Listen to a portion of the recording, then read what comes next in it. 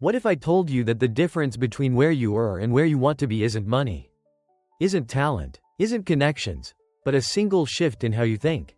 Not a course, not a job offer, not even a lucky break. Just one internal change. You might roll your eyes. You might think I'm selling fluff. But stick with me, because I'm not talking about positive thinking or motivational quotes on a coffee mug. I'm talking about a complete rewiring of how you see yourself in the world. You see, most people live inside a script they never wrote. A story that was handed to them by their parents, their teachers, their environment. A story that quietly told them what was possible and what wasn't. That story said, get good grades, find a stable job, work hard, retire at 65, and they followed it because it felt safe, familiar, predictable. But here's what no one tells you. That script wasn't written for greatness. It was written for safety. And if you want a life that's bigger than safe, if you want freedom, real freedom, you've got to stop living inside someone else's limits. That was me for years. I followed the rules, did the right things, went to school, got the job, made the plans, but deep down, I felt caged. Not because life was hard, but because it was small, predictable, stale. Until one day, I met someone who broke the pattern. He wasn't flashy. He didn't come from money. In fact, he dropped out of college, worked construction, lived paycheck to paycheck. But then he said something I'll never forget. He looked me dead in the eye and said, "You're not stuck because you're not good enough. You're stuck because you still think like a poor man." It punched me in the gut. Because it was true. I didn't believe I deserved more. I didn't believe I could have more. I thought success was for other people. That night, I didn't sleep. I started journaling every limiting belief I'd absorbed since I was a kid. Money is hard to earn. People like me don't get rich. Success is selfish. Just be grateful for what you have. All lies. All cages. And here's the kicker. Your mindset is the thermostat of your life. You cannot live a $100 life on a $30 mindset. You cannot grow into abundance with scarcity screaming in your ear.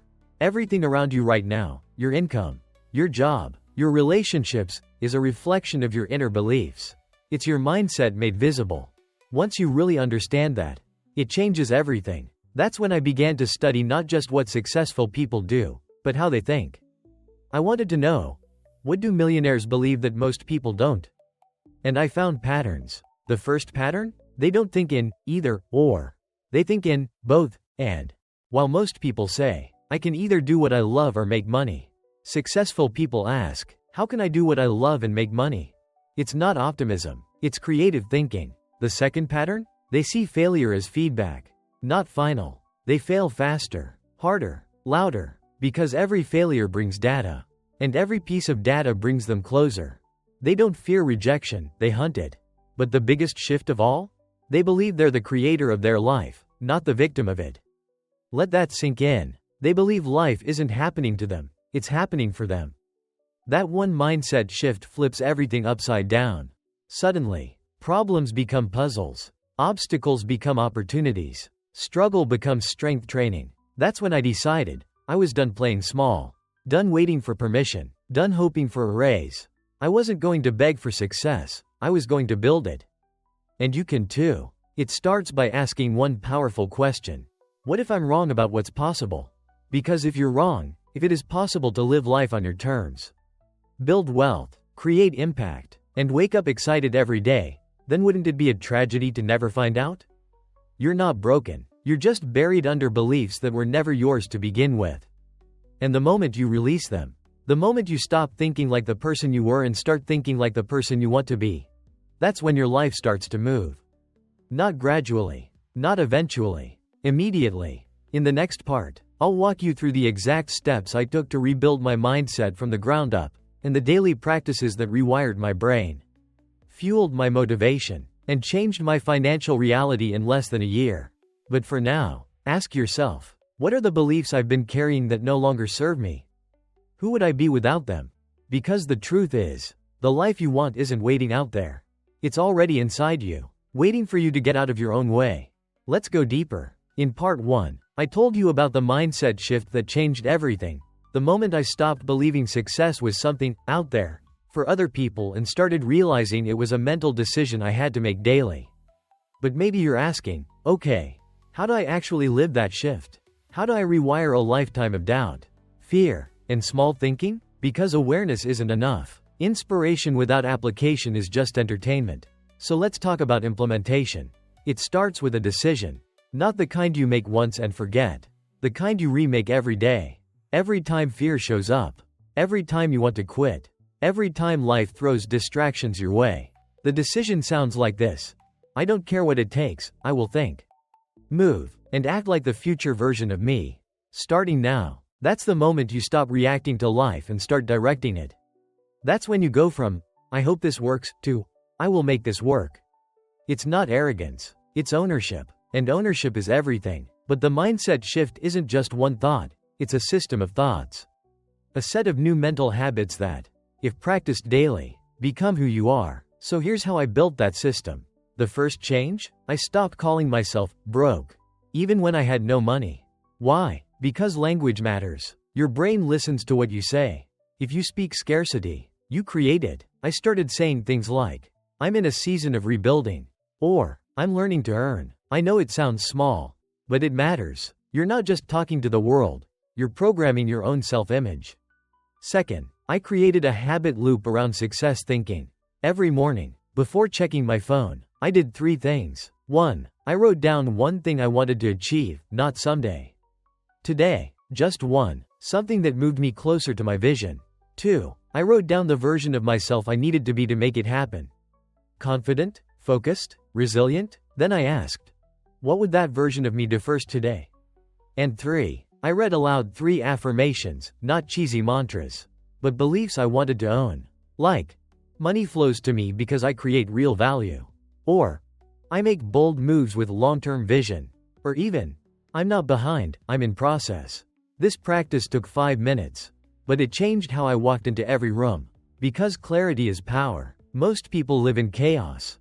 They wake up stressed, check emails, scroll social, and start reacting. But people who win, they live on offense. They create their state, then their day. That's the game changer. Third, I took full responsibility for everything. Not blame, responsibility. If I was tired, it was because I didn't rest. If I missed a deadline, it wasn't my boss, it was me. If I wasn't growing, it wasn't the economy, it was the fact that I'd stopped learning. This radical ownership stung at first, but it gave me power. Because when it's your fault, it can be your fix. And that means no more waiting. No more hoping someone saves you. You become your own rescue plan. Fourth, I flipped my relationship with failure. Most people fear failure like a virus. They avoid risk, delay action, and wait for perfection. But high performers? They seek failure. Not recklessly, but intentionally. Because failure equals data. Data equals growth. Growth equals success. Every time something didn't work, I stopped asking, why me? And started asking, what's this teaching me? That reframing saved my life. When a business idea flopped, it wasn't proof I sucked, it was proof I tried. When I lost a client, it wasn't shame, it was feedback. That mental shift turned losses into leverage. I got faster, smarter, better, because I was learning in real time. And that's what builds real success, iteration. Fifth, I became obsessed with environment. Not just where I lived, but what I consumed. Who I followed, what I listened to, who I allowed to speak into my life. Let me be blunt. You cannot keep a millionaire mindset in a broke environment. If your circle is always broke, bitter, or busy being busy, you'll absorb it.